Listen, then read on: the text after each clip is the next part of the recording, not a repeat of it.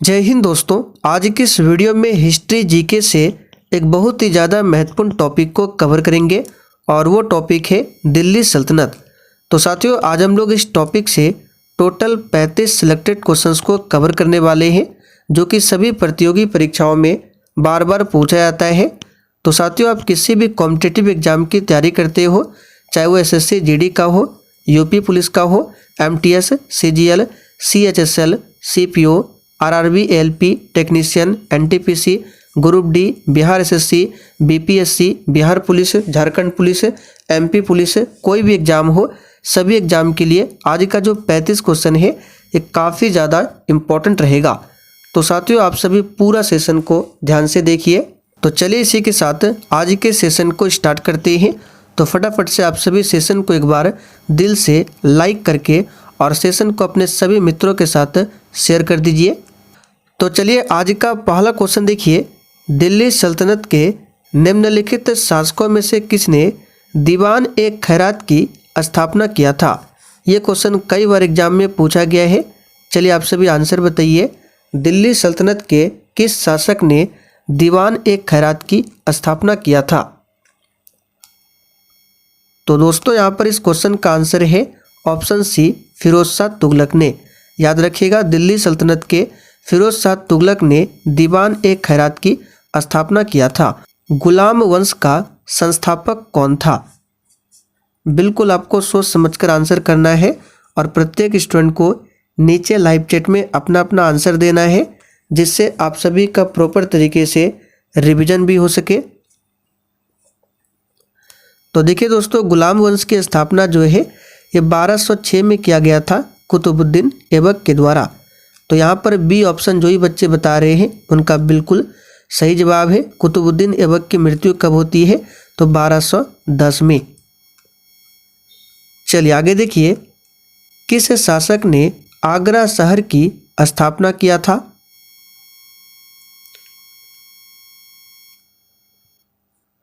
तो साथियों, यहाँ पर इस क्वेश्चन का आंसर है सिकंदर लोदी ने। सिकंदर लोदी ने 1504 में आगरा शहर की स्थापना किया था और 1506 में इन्होंने आगरा को अपनी राजधानी बनाया था। आगे देखिए, निम्नलिखित में से किस शासक ने जीतल नामक तांबे के सिक्के जारी किए थे? चलिए, बिल्कुल टॉप लेवल का क्वेश्चन है। ये वही क्वेश्चन है जो आपके परीक्षाओं में हमेशा पूछा जाता है। तो यहाँ पर इस क्वेश्चन का आंसर है इल्तुतमिश। याद रखिएगा, इल्तुतमिश ने ही जीतल नामक तांबे के सिक्के जारी किए थे। चलिए आगे देखिए, शेरशाह सूरी द्वारा शुरू किया गया चांदी का सिक्का क्या कहलाता है?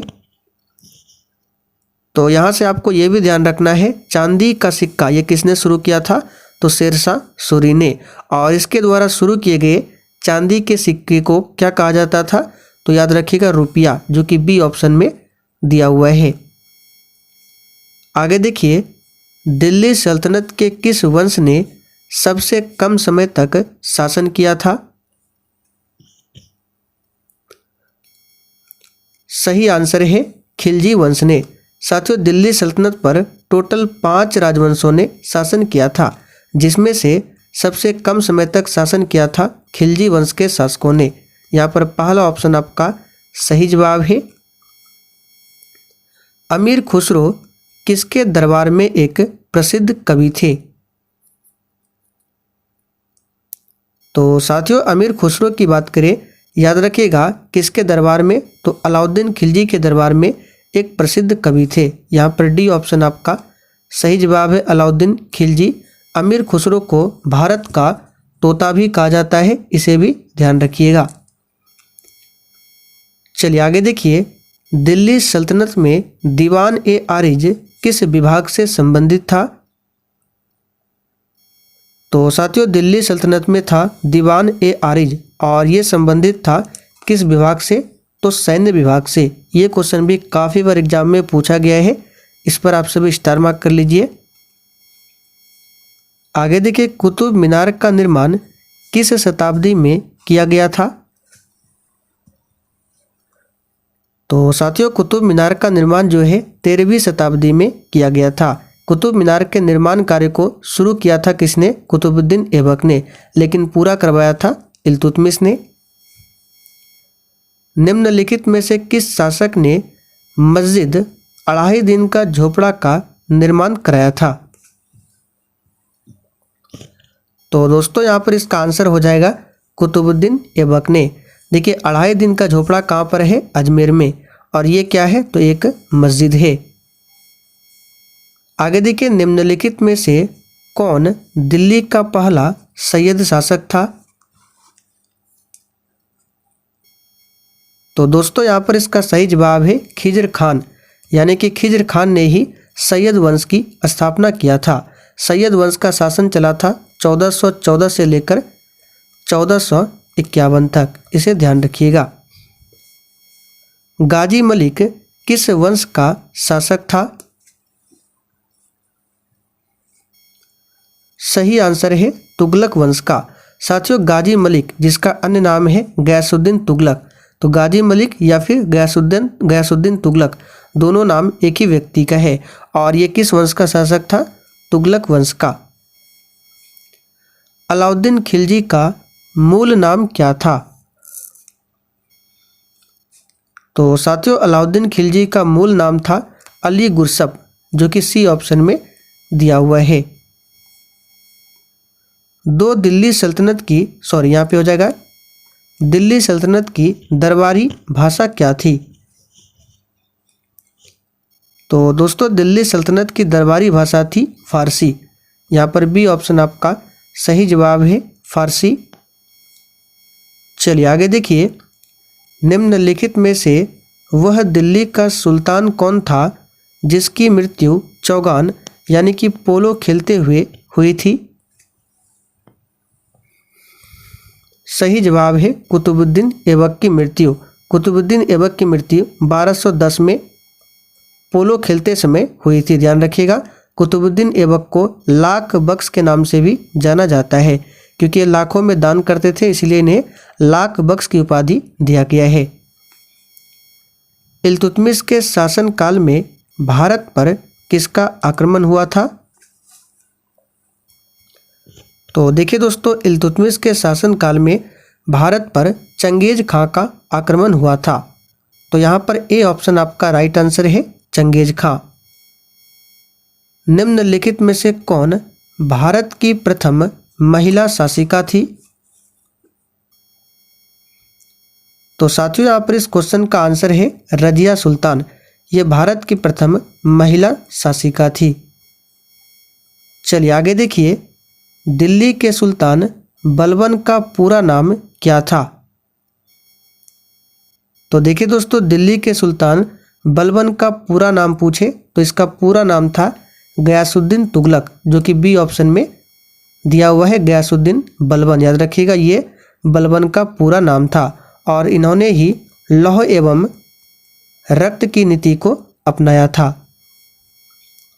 बलबन ने निम्नलिखित में से कौन सी नीति अपनाई? तो दोस्तों, अभी हमने आपको बताया बलबन ने लौह एवं रक्त की नीति को अपनाया था। तो यहाँ पर बी ऑप्शन आपका सही जवाब है। बलबन ने भारत में किस फारसी त्योहार को मनाने की शुरुआत किया था?